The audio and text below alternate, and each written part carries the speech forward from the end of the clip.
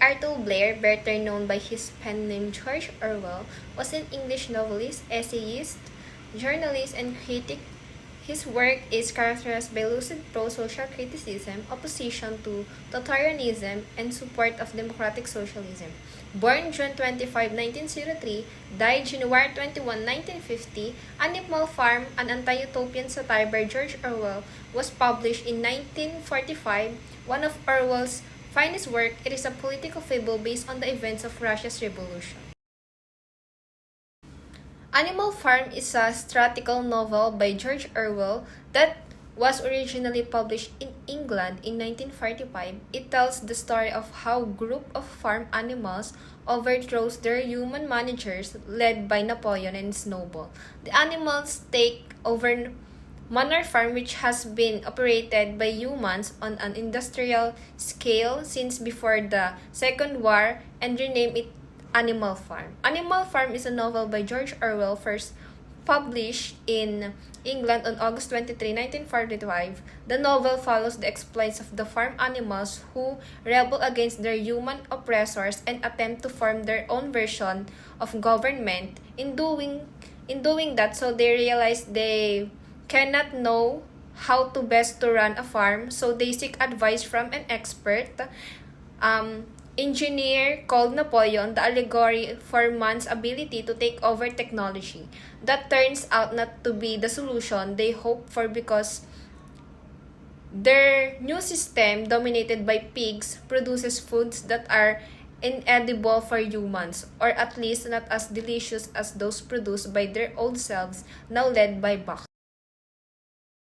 George Orwell's Animal Farm is a dystopian novel. A farm run by pigs is taken over by the intelligent Napoleon and his followers. The animals who live on the farm are well forced to join Napoleon's party and its new name Animal Farm. In order to advance the farm goals of equality and freedom, Napoleon turned against all humans. He claimed once worked with him at the beginning of the book. The ill treatment of animals is addressed when Boxer is killed because of his unusual strength and size, which gives him an advantage over other pigs, but unfortunately also caused them in difficulties in finding food for themselves due to his inability to work efficiently like other pigs.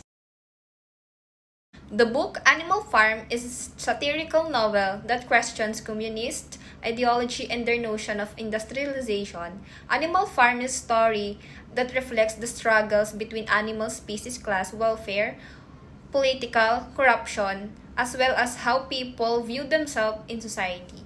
Through this book, George Orwell tries to show how there is a group of people who want to be rich and powerful, while other people work hard for nothing but hunger and poverty.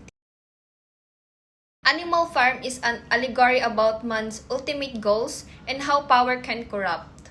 This story explores the value of honesty, justice, compassion, and equality. The pigs are seen as modern-day popular figures that were at risk of corruption by private industry and centralizing power in their own hands.